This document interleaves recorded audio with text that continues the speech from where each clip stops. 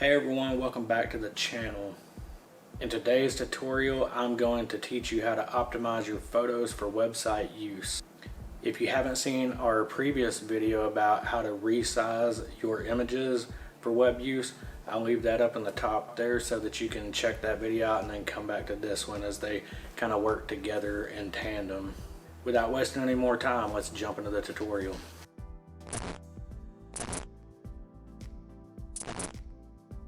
Alright, we find ourselves in Photoshop once again, and for this video we are optimizing this photo for the web. So first things first, this is going to be fairly quick. We'll go up here to File now that we've got everything resized, and if you haven't seen that video, I'll leave a link up above. So we're going to come to File, I'll come down to Export,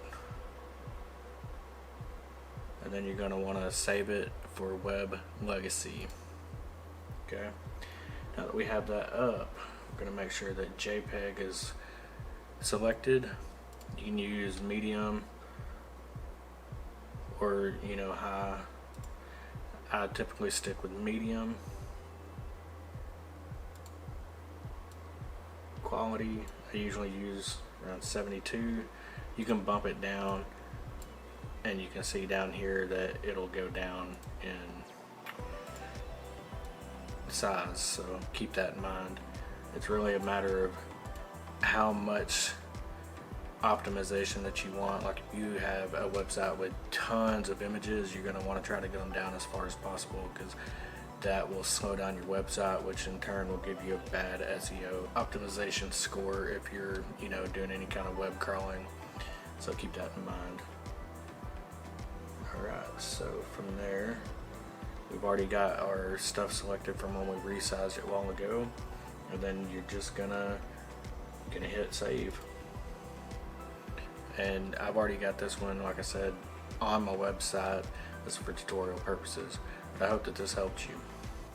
If you found this video helpful, make sure to smash the like button, as it helps us with the YouTube algorithm, and it shows us that you like these videos. If you like them, we'll continue to do more. If you have any feedback, comments, questions, definitely leave them in the comments below so I can read them. Every bit that you put back in, I will read them, and hopefully it'll make better videos for you as the viewer and help you along the way in your content creation journey.